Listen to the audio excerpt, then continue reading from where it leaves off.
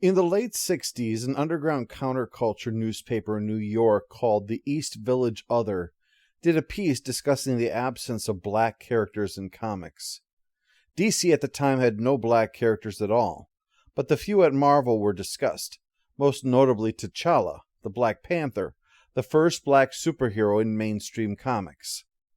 The name of the character, changed from the original Coal Tiger, which would be used for another character later on, caused an unfair comparison to African American civil rights champions when he was always intended to be a prince from an African nation, and in contrast to other works, not a noble savage, but an educated man from a land with superior technology. The real praise in the article came for the introduction of Joe Robertson at the Daily Bugle. While not a superhero, he was a man trying to handle what it was to be the father of a college-age black man in the world of the late 60s. The piece was mostly positive, but at Stan's request, an assistant editor wrote a reply to state the number of other black characters at Marvel, including the Falcon. Except there was no character called the Falcon. He wouldn't appear until 6 months later, when Stan Lee created the character personally in one of the books that he was still writing, Captain America. The Falcon became partner to Captain America, and while T'Challa was the first black superhero, the Falcon was the first African American one. You'll recall that Stan had completed the schism between the Hulk and Rick Jones to turn him into Cap's new Bucky. Well, it was decided that if Cap was getting a partner, a sidekick would only get in the way. So 7 months after leaving the Hulk, Stan has him leave Captain America. So he heads back to the pages of Hulk then, yes? Well, no. The schism happened at the time when Stan was drawing his work on the Incredible Hulk to an end, and Rick Jones did not fit in with the direction that Roy Thomas had for the Hulk, as we saw in our last part. Instead, Thomas decided to use Rick in a soft reboot of Captain Marvel, giving the title character a new costume, but also creating a new status quo. See, Captain America was body-swapped with the Red Skull, who drove the poor kid off. Rick thought himself a failure because of his mentor's rejection, and taking advantage of his emotional state, he was influenced to put on alien bands that, when banged together, caused him to swap places with Captain Marvel in the negative zone, effectively turning Rick into Captain Marvel's secret identity. Unlike the desperation of Doctor Strange becoming Stephen Sanders and gaining a superhero identity, this gave Captain Marvel a new twist and utilized a useful long-standing Marvel character as well. It kept Rick in the game without sending him back to the Hulk, because recall that the direction Thomas was taking the Hulk was the loneliness of the monster, the desire for friendship that he typically self-sabotaged. So we pick up this chapter of the Hulk story in the pages of Captain Marvel number 20. It's been some time since the last issue, actually, over 6 months. And aside of a one-off team-up in Avengers number 72, where Rick and Cap had the chance to patch things up when the Red Skull's plot was revealed, Captain Marvel was nowhere to be found. This 2-part story was a test to see if there was interest in bringing the duo back, and using the connection to the Hulk to justify his appearance was a good idea. I'll be discussing all of this over in our look at Thanos, Warlock, and the Infinity Gauntlet, called From Here to Infinity. The issue begins with Rick doing a folk song that has everyone dazzled, leading to such classic lines as, "No doubt about it, that's the sound of the 70s. And my favorite, the overwhelmed girl who cries out, "Boy, would I like a meaningful relationship with him!" But afterwards, Captain Marvel speaks to Rick in the mirror, complaining that it's been weeks since the two have swapped places, leaving Captain Marvel trapped the entire time. During his discussion, he even alludes back to the typically forgotten time when Rick had control of the Hulk after his trip through space. Then he spoke of his time in the Avengers, helping out Captain America, and then recounting how the two of them were linked in this way. During a fight in the hallway, Rick is eventually forced to swap with Captain Marvel, and after the bad guys have been dealt with, Rick comes up with the idea of asking Bruce Banner for a way to get this sorted out. But Marvel can only be out for 3 hours, and after being forced to deal with a gang of criminals, he crash lands as Rick right by Banner. Because this isn't long after the Hulk and Banner had faced the Avengers, Banner fears that Rick only came here to betray him to the Avengers, causing him to turn into the Hulk and prepare to smash him, leading into issue 21 of Captain Marvel. As the Hulk prepares to smash Rick for betraying him, he holds back at the last moment. He can't hurt someone who is helpless and can't fight back.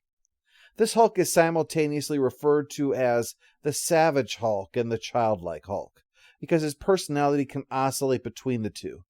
Stan's version was much more savage, while Thomas's is much more childlike. Childlike in all of its aspects, not just simple-minded, but also capable of selfishness, jealousy. Because he shows up when Banner is angry, he's awakened from a sleep upset already, so he's inclined towards acting on that anger. Waiting for Rick to awaken to question him calms the Hulk until he returns to Banner, his paranoia gone. He listens to Rick's story and says that while he wants to help, Reed Richards has been tight-lipped about the negative zone because he fears how dangerous it could be to let the details of it get out there. But Banner thinks that this could not only solve Rick's problems, but his and Ben Grimm's too. So he throws himself into it, until finally he decides to call one of his old professors for advice. That's when things go wrong. Dr. Weller says the students don't want government research to be done to support the war in Vietnam. All well and good. But some have gone so far as to oppose all government research, even if it has nothing to do with the war, and are ready to throw rocks through windows to make their point. The professor has a heart condition, and Bruce fears this strain could kill him, so much so that the Hulk emerges and he goes leaping off to deal with those students. The Hulk, you might recall, was a counterculture icon, and now ready to attack members of the counterculture, which is why Rick speaks up for the students' courage in standing up for what they believe in. It's too late to stop the change, though. Banner is so exhausted that he can't resist the Hulk coming out. So Rick brings out Captain Marvel to stop him before someone gets hurt, although the machinery gets trashed in the process, and in the end, the 3 hours expires and Rick needs to get through to the Hulk on his own. But it shows that because he's able to get the Hulk to back off, that he and Marvel both bring something to their partnership. As for the Hulk himself, he's still angry, which is why we pick him up in Incredible Hulk number 130. The Hulk is still upset about what happened on the campus and smashes a fighter jet on the way, but by the time he lands, it's Banner that crawls out of the crater. He heads back to the campus where Dr. Weller is out because he's not feeling well after everything that happened.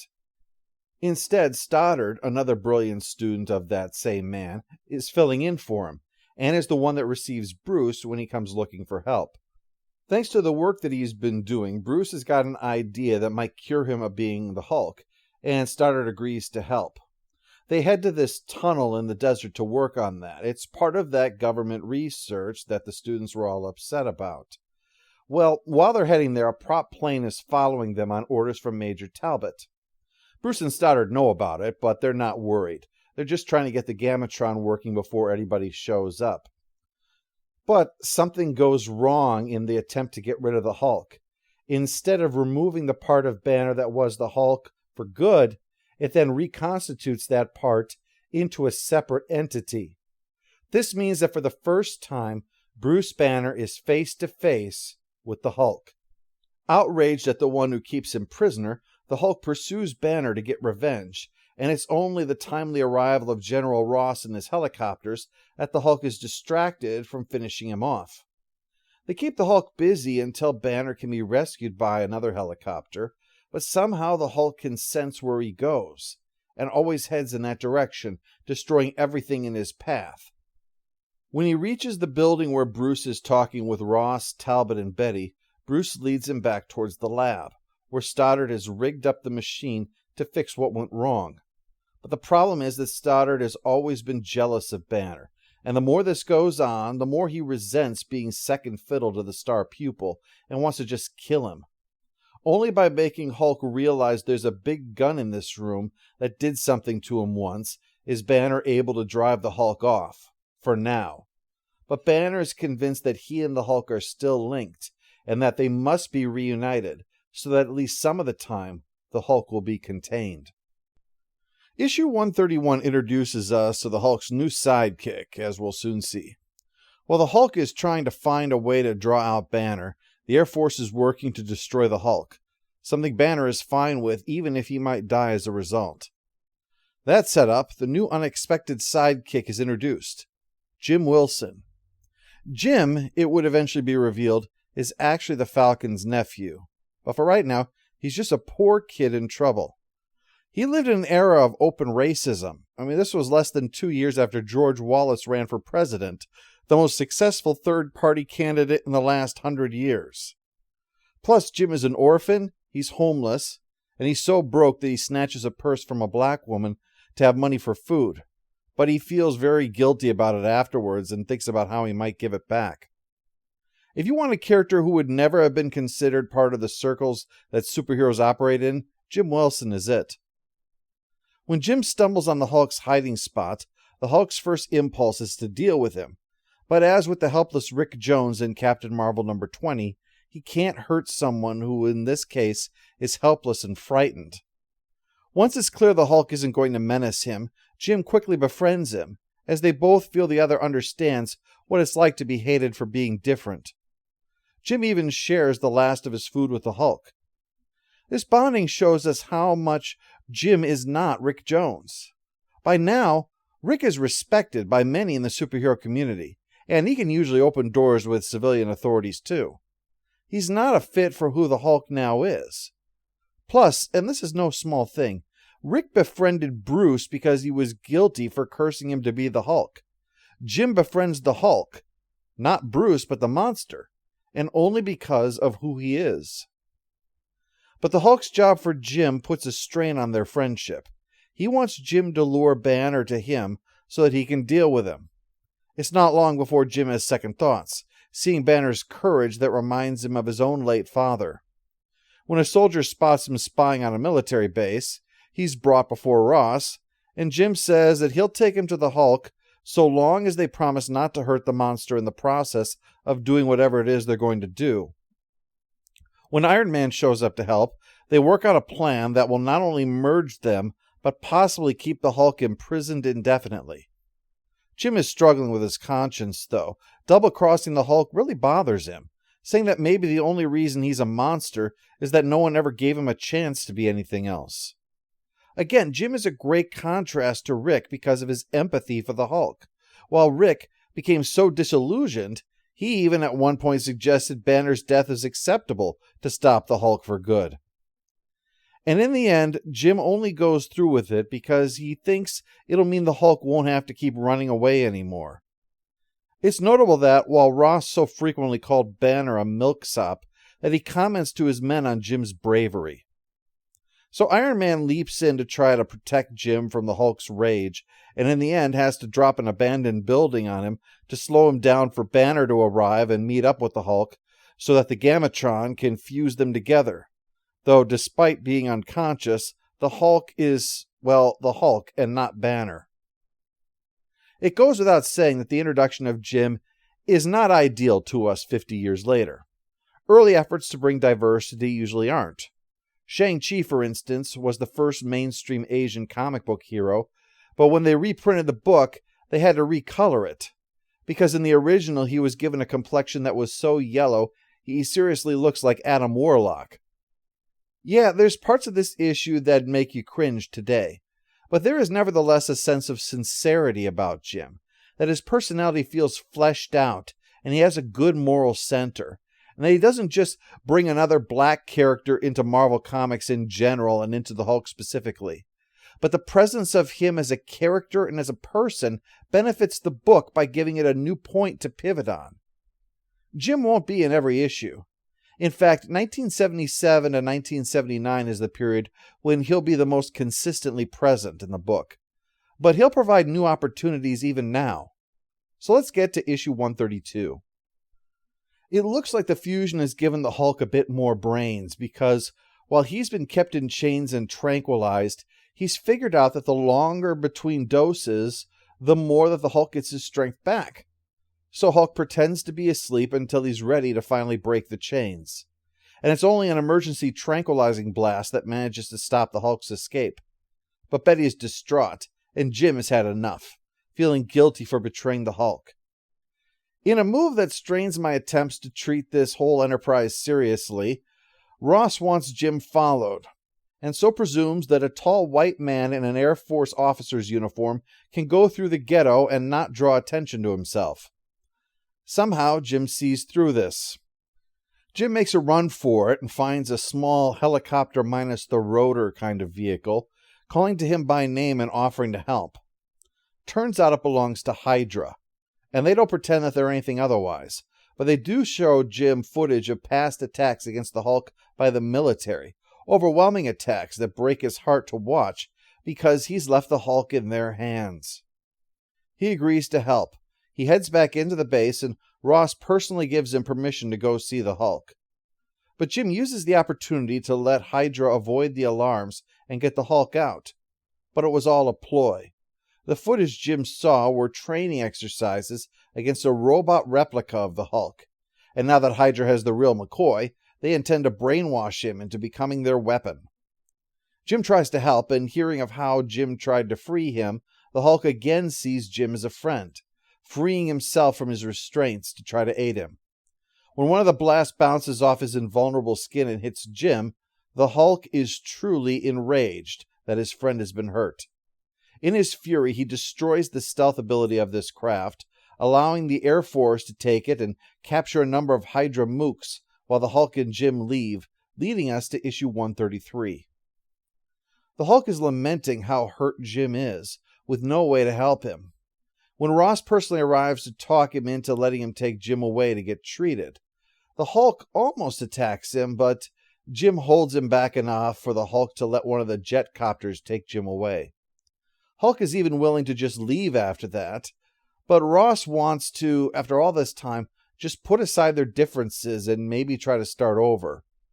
Unfortunately, while the Hulk seems receptive, the pilots get twitchy and decide to fire on the Hulk. So he starts destroying them until they leave. And to further demonstrate how he's become a bit smarter since the re-merging, the Hulk decides to leave by hiding in a crate that's heading to the tiny Mediterranean island nation of Morvania. The collection of crates contain technical instruments as part of Draxon the Dictator's plan to conquer the rest of the Mediterranean, then all of Europe, and then the world. When the Hulk escapes, fighting ensues, of course, but during all of this, we follow a family where it turns out the father is the leader of the resistance against Draxon. The Hulk's attack is inspiring them to action, while his daughter is allowed to play by the spring, where in a Frankenstein-like moment the Hulk appears behind her, leading to issue 134. The action continues in Morvania, where the little girl leads the Hulk back home while her father is getting ready for the assault against Draxon. She assumes that the Hulk is the character from a story that she has been told, the Golem, a man made from clay by a rabbi to protect their people. Now, according to the legend, is waiting to help them again. But father believes it to only be a story, and the Hulk flees, so they don't bring trouble on him. He eventually winds up in the old city, the ruins after a peasant revolt a year earlier ended with Draxon destroying the place as an example. The people go there to ask for help, but the Hulk can see the fear and hate in their eyes and refuses to help those who despise him. It is only after the girl arrives and her tears fall on his fingers that the Hulk is compelled to fight against Draxon during the revolt. The story seems to be setting everything up for the Golem to be real, especially with Draxon, talking about this old ornate amulet that he took off the dead king. You'd think that he'll somehow summon or control the Golem. But no, the Golem is just a legend. What the people want is for the Hulk to be their Golem, to be the protector of those who have no hope. He battles Draxon's huge death machine, and when it finally is destroyed in the battle, the people take the amulet and give it to the Hulk, saying that by tradition he gains it and is now their rightful king. But the Hulk pulverizes it. He wants nothing to do with this. He only came so that the girl wouldn't cry anymore. And then he departs while they wonder if he was really the Golem after all. Issue 135 still sees the Hulk in the wilderness, but he's about to be pulled into something by Kang the Conqueror. This story is just a one-off. Kang has not been seen in over a year, and he won't be back for more than 2 more years. The cover to this issue is the best thing about it. That's quite a good cover. However, what happens inside isn't basically nothing like that. The Hulk isn't even fighting Kang in this. See, Kang is having trouble with a time storm, and only the Hulk is strong enough to withstand it. So he brings Hulk to the future and tells him that if he can defeat the Phantom Eagle, this pilot way back in World War I, then Bruce Banner will be destroyed forever. This is true, but it's because one of Bruce's ancestors is in a French trench right now, and it's about to be hit by artillery, except the Phantom Eagle is going to destroy that artillery first. If it gets off its shot, then Bruce will never be born, true, but then neither will the Hulk. And that is Kang's plan, actually. If the Hulk never existed, then the Avengers would not have assembled in order to fight him after Loki's deception, and they wouldn't have stayed together afterwards and repeatedly thwarted Kang's plans. He wants the Hulk to perform an actual grandfather paradox on himself. But while he's trying to attack the plane, the Hulk is hit by German fire, so launches himself at the shell, exploding it, which destroys the artillery. In the end, the Hulk returns to where he started, where, finally, he reverts back to Bruce Banner. In the past, we've seen the Hulk remain without transforming back to Banner, but it was with Banner's mind ostensibly in control, never the so-called Savage Hulk. Putting this Hulk permanently in control, regardless of temperament, flips the switch on things. The Hulk has been doing more than merely reacting to the circumstances that he's been dropped into. He's got context. He's choosing what comes next. He's experiencing the world in a way that he never has before, which is how he wants things. He never wants to be trapped inside Banner again. But once again, the Hulk is the architect of his own unhappiness. When he does anything else, the Hulk is basically left to choose his own fate. When he tries to hurt Banner, only then does fate choose for him, that he will be the prisoner to Banner that he fears. First by trying to kill Banner and being forced to combine with him, and then by trying to avert his existence, and in so doing awakening Banner to take control again. The Hulk, as we've so often seen, truly wants to just be left alone, and could have been, except he's his own worst enemy. Issue 136 sees Banner picked up by General Ross, though treated rather respectfully, and told that Betty, who was distraught over Bruce being trapped in the unchanging Hulk, and Jim are doing fine at the same hospital, recovering. Ross respects Bruce more now, thanks to his sacrifice to try to keep the Hulk contained, and his willingness to cooperate. But things deteriorate as Bruce is overwhelmed when they near the Empire State Building, and he finally transforms. The Hulk rips out of the helicopter, but catches it before it hits the ground, reasoning that this was an attack, but actually saving a lot of people, including those who were inside of it. In orbit, a pair of cosmonauts have a near run-in with a spaceship, which soon detaches part of itself to land so that Xeron the Star Slayer can head towards the Empire State Building, where the Hulk is now, having climbed up the side a la King Kong. But the real interest is the monster that steps out of the building, Klaatu the Behemoth from beyond space. Zarin is here to fight it, but the Hulk is confused and states that when he's confused, he fights, and so throws himself against Klaatu. The attack fails, but it allows Klaatu to hide again, and Zarin decides that he'll attack the Hulk over this outrage. But the Hulk is a fierce adversary, and only after harpooning and exhausting him can Zarin overwhelm him and bring him back to his ship, where the Hulk finds out that the first mate is none other than his old foe, the Abomination. After his creation back in the Tales to Astonish days, Abomination was taken away by the being known as the Stranger, remember. With that, the character disappeared from the Marvel Universe for 3 years, until one of Stan Lee's more bizarre moments happened. To battle the Silver Surfer, witches used their magic to summon the Abomination to fight him, a cosmic hero battling a gamma mutate thanks to magic users.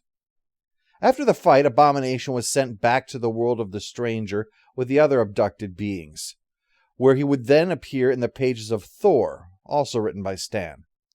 The Abomination tricks Thor into being his ally until the Thunder God is overwhelmed and forced to use his cheesy rewinding time superpower so that it never actually happened. It's here that Roy Thomas brings the Abomination back to serve as a recurring part of the Hulk's rogue gallery, which is rather small because of his very nature as a character, now that his intelligence has dropped to the level where he's neither proactive nor a righter of wrongs. For instance, saving the helicopter, Talbot noted, was an act of perceived self-defense and not intentional, though one could argue that the Hulk's subconscious prompted him and he was merely rationalizing his behavior. But the point is, if Spider-Man saw Doc Ock on the news, he'd suit up and head to wherever he was in order to stop him, even if it was on the other side of the country. If the Hulk saw an enemy on the news, he might briefly get the idea to go to them and smash them, but wouldn't get too far before something would distract him and he'd forget all about it. It's why he has less of a rogues gallery and more of a list of adversaries, as Thor and the Thing are more likely to fight the Hulk than Abomination or Absorbing Man. Issue 137 sees the Hulk quickly fighting the Abomination, the latter asserting that he's stronger, but the Hulk is not affected by that.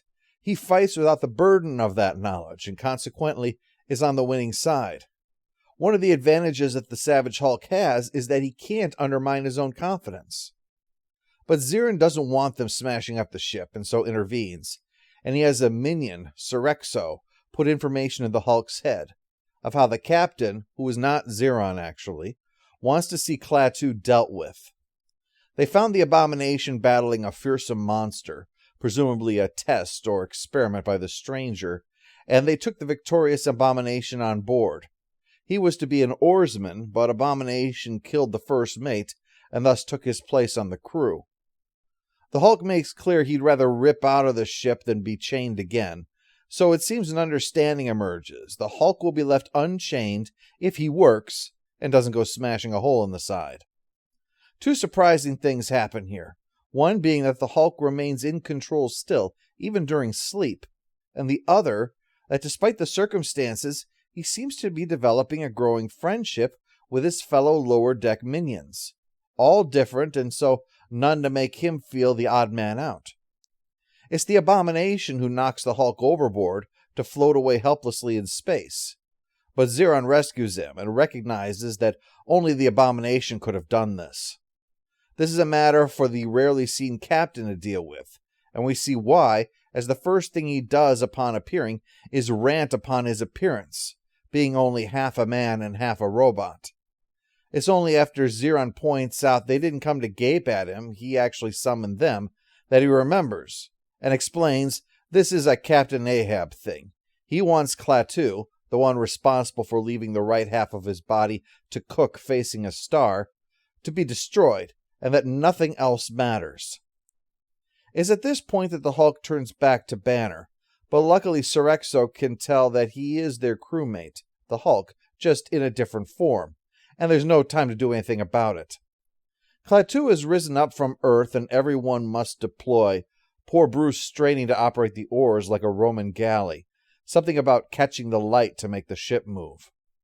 But the captain goes full Ahab, gets tethered to the mortally wounded Klaatu, and both will fall into the sun.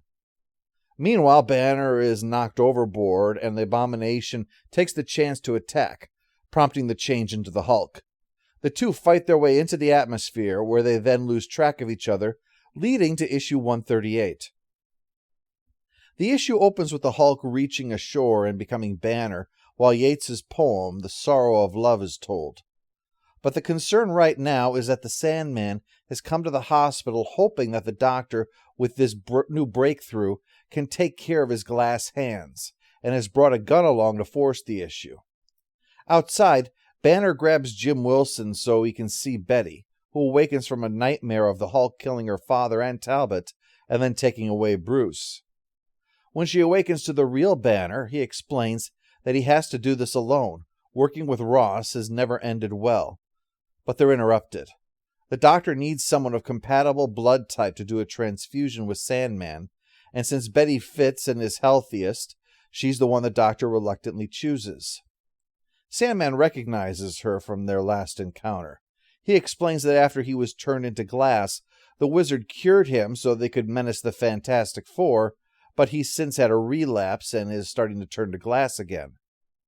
Afterwards, Betty doesn't feel well and Sandman goads her over what might be happening, making Bruce wish for the first time in a long while that he could become the Hulk just to deal with this jerk. The Hulk finally emerges and attacks, and eventually they battle their way outside, but that's when Ross arrives and catches them both.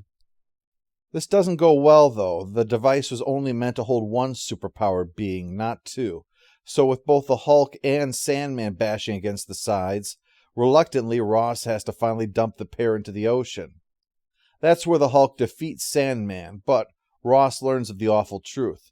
The transfusion has caused Betty to become a glass statue. With the Hulk out to sea, it leads to that team-up with Submariner and Silver Surfer that we discussed last time, the Proto-Defenders run. He returns in Incredible Hulk number 139 as the leader laments the countless victories that the Hulk has had, that no one enemy has the power to defeat him. But that makes him realize that if he had several enemies attack him all at once, then the Hulk would finally be defeated. He goes to see Talbot, who rejects him at first, but the thought of hurting the Hulk after what has happened to Betty is enough to get him to look past the leader's past actions and help him. Ross is unsure if they should go along with it, so he calls up Richard Nixon, inexplicably drawn as if he were going to a Halloween party dressed as Fonzie from Happy Days. But Nixon gives permission, and the leader gets to use their Mentalo projector to then project the Hulk's enemies at him. The Rhino, Zeron, Namor, the Missing Link, and soon more and more of them. But the growing fear is that the Hulk's actions are eventually going to shatter Betty simply from the tremors of his fighting with the non-existent enemies. Ross and Talbot are unable to stop the leader, so Jim sneaks in and reverses things, so that the leader is now surrounded by his most hated enemies, and all of them are the Hulk, until he is paralyzed in terror and the Hulk left to go on his way. Before we return to our next issue, the Hulk got up to a lot of different things. First, there was a 3-issue appearance in the Fantastic Four. Ben Grimm was able to turn into human or rock form at will, but there was a side effect to it. It made him an asshole. At one point, he and the Hulk tussled, but it doesn't really matter for our purposes. Just, it did happen. After that, the 2 issues of Marvel feature that created the Defenders that we previously discussed occurred. But then, we go to Avengers number 88 for an important Hulk moment. A story that was conceived by Harlan Ellison and scripted by Roy Thomas that will conclude in the next issue of the Hulk. This was a big deal at the time, as the cover proudly declared Ellison's involvement. As a big comic book fan, he frequently wrote letters that would be published. And one of his first actual comic book pitches, for Hawkman, was rejected by DC, but purchased by Roy Thomas and modified for the Avengers. Just to clarify, it was not this issue, but a different one. Our issue begins with the Hulk being zapped between 2 electrodes inside of the Hoover Dam. Although the text says Boulder Dam, which was odd. And I know this is off the subject, but it hadn't been Boulder Dam since 1947. And that was just to fix one man's personal annoyance that the dam had been named after Herbert Hoover. Apparently, he felt determined to use his full powers as Secretary of the Interior to deny Hoover that honor. Yeah. Since I mentioned that, I should also add that Thomas adds a reference to Ellison, and I'll say that this is the first and last mention of that because there's 20 of them in the Hulk issue of this alone, by saying the Hulk has a mouth and he must scream. But scream in frustration, as the other heroes are working to capture him. Mr. Fantastic, Professor X, and Tony Stark. Stark is not present, though, as Iron Man is with the Avengers on a Pacific atoll. But to explain context, a flashback. Falcon's friend from Louisiana hasn't arrived, so he and Cap headed down to investigate, only to discover a voodoo ritual involving human sacrifice, and Falcon's friend present in some kind of trance, mumbling the coordinates of this island after his forces have been defeated. The tie between the plots is that on this island, the villain Cyclop, Psyklop, has teleported the unconscious Hulk here. This is part of a Lovecraft-inspired plot. Cyclops' people once ruled the Earth, but their dark gods put them to sleep. Now he has been awakened so that he can feed the Hulk's strength to the dark gods, who will then awaken his people to inherit the world. He begins to shrink the Hulk down in order to study him, but during the process, the Avengers arrive and Cyclop loses track of things until the Hulk is shrunk down to microscopic size. And beyond that then, leading us to Incredible Hulk number 140. After retelling events, we see the Hulk shrinking into micro-worlds and finally settling on one in the microverse, aka the quantum realm. This was one of the early trips. John Byrne, during his Fantastic Four run, would retcon everything so that shrinking past a certain point moved you into another reality rather than going into a microscopic place at that point. Otherwise, it would be impossible to go to the same place twice. The distance of a hair is going to be a galaxy's difference at that scale otherwise. The Hulk first fights a giant wolf boar thing, but upon approaching the nearby city, sees a pack of the giants is about to attack it. The Hulk fights the animals and drives them off, and when the multitudes run out when he's finished, he's shocked that they see him as a hero. And what's more, they are also green. He now meets Jarella, a figure whose influence upon the Hulk will come up repeatedly over the decades to come. She sees past his exterior to who the Hulk is, and he is enraptured by her. She declares they are to be wed, as he has been victorious against those beasts, and thus is proven worthy. So the wise men use magic to put their language into the Hulk's head, but in so doing allows Banner to be in control of the Hulk's body once again. He is content with the situation, knowing their society has no means of sending him back, and embraces the idea of wedding Jarella, and being ruler alongside her, of course.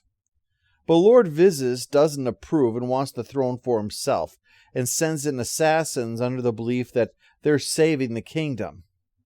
Banner Hulk beats them up and gets Vizes' name out of them, and he reveals the plot before the entire assemblage before having Vizes exiled. But the Hulk and Jarella's happiness will not be allowed to last, as Cyclop returns, reaching a giant hand down to smash through the ceiling. He scoops up the Hulk, then enlarges them both until they are normally sized in our reality, where the spell fades and the Savage Hulk again takes over, defeating him and then departing.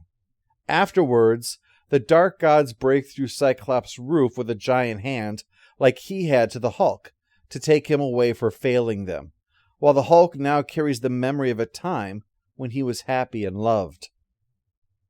While Banner is the one in control, the experience profoundly affects the Hulk going forward. It's as if the boundary between he and Banner were taken down, and they were allowed to experience it as one being. While Betty is going to be Bruce's first love, and often that of the Hulk, Jarella would typically displace her in the mind of the Savage Hulk, as she looked on him as he was, and responded not with fear, but with love. In fact, in the next issue, he thinks that she didn't love Hulk for who he had been, or could be. This is the one love that was genuinely his own, not towards Banner and put upon the Hulk by proxy. This period represents Roy Thomas leaving his largest mark upon the Hulk. The introduction of Jim Wilson, the character of Jarella, is on his watch, the return of the Abomination to Earth, and in the next issue, a character that will become a staple of the Hulk's world. Incredible Hulk 141 starts with the Hulk lamenting losing Jarella, but we quickly cut to a specially set up jet carrying Betty's glass body without risk of smashing it. But offering hope for her salvation is a man who is, of all things, a psychiatrist. I say it that way because this man, Dr. Leonard Sampson, is not here to treat anyone's mental issues. Though I suppose it should be noted that a psychiatrist is a medical doctor, just one who specializes in treating the mind. So in a way, it's not any different from him being a cardiologist or a dermatologist as far as treating Betty goes.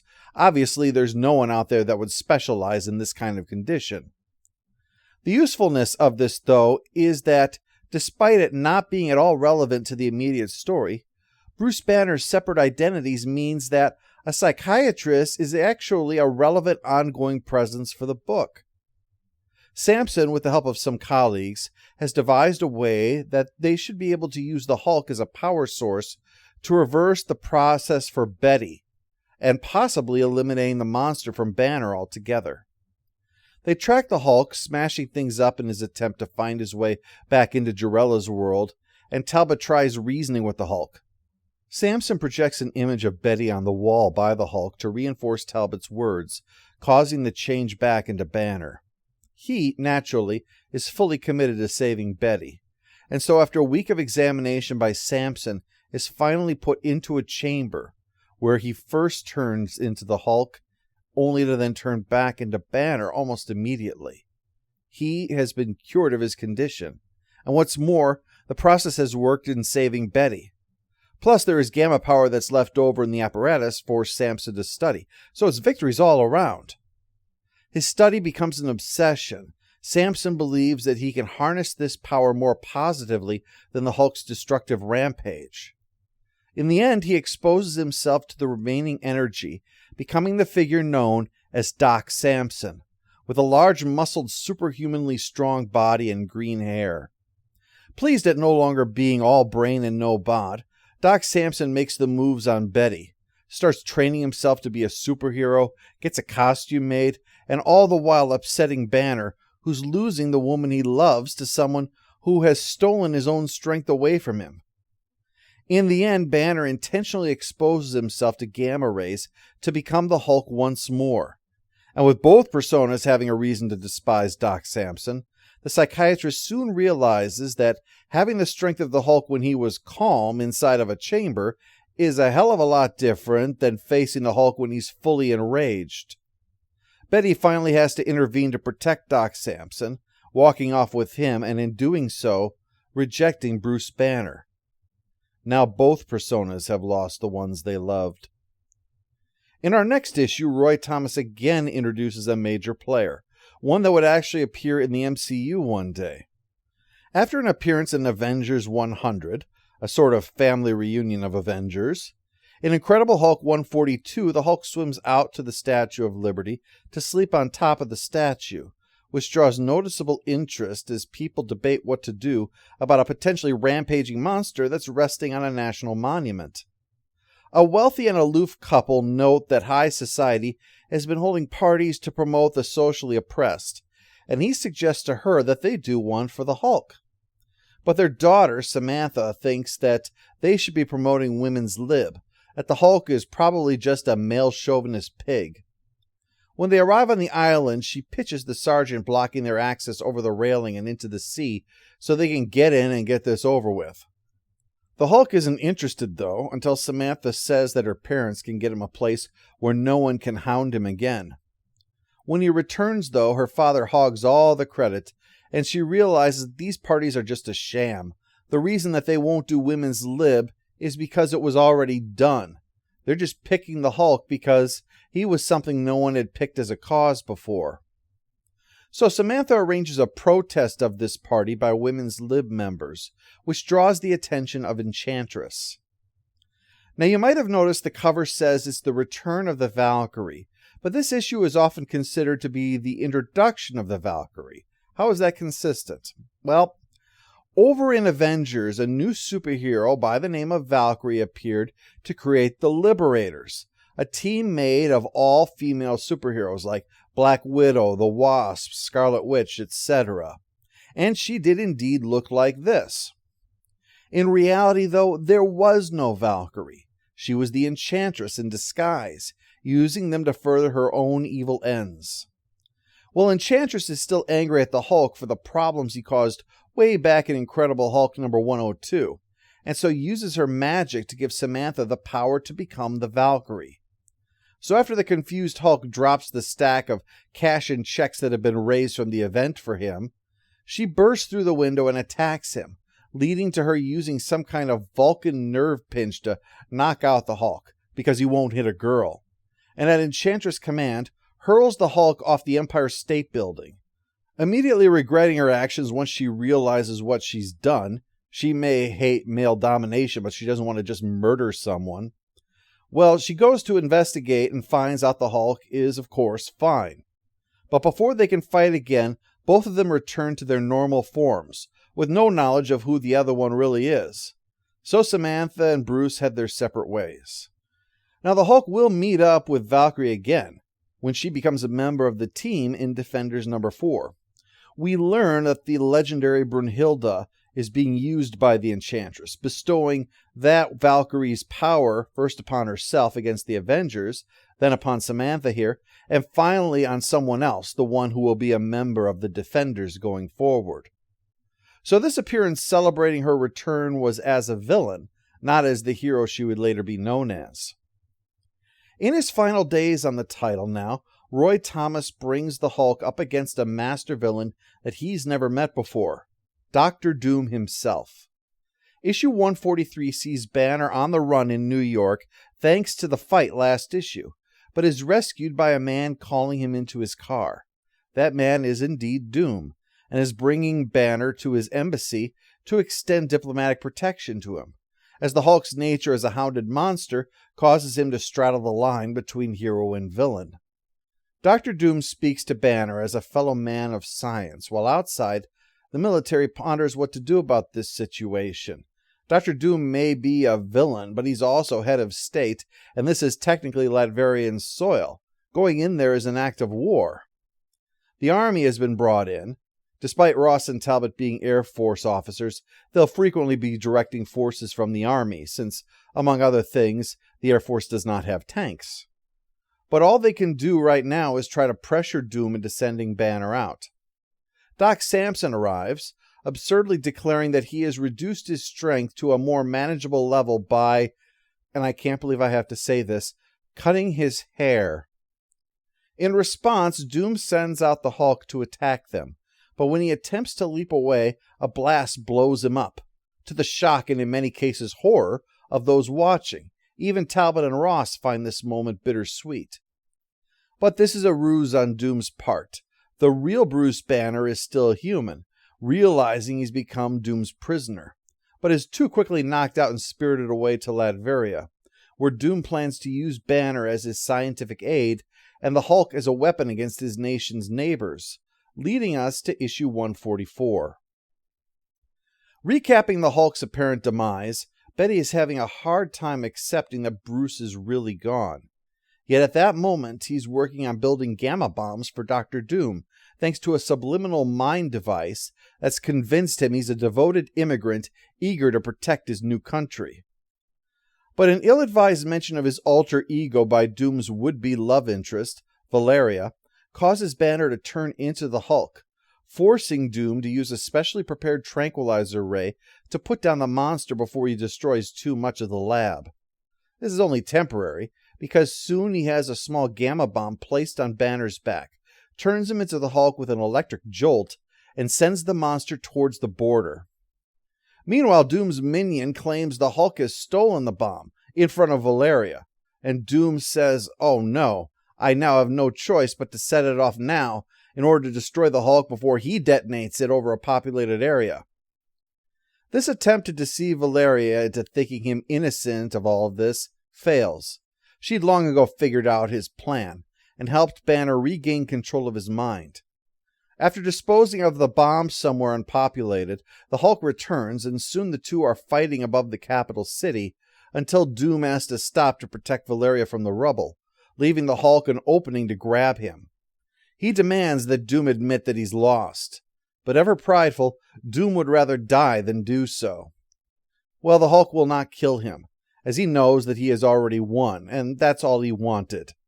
Especially as Valeria runs to Doom, and it reminds the Hulk of the way that Betty ran to Doc Samson.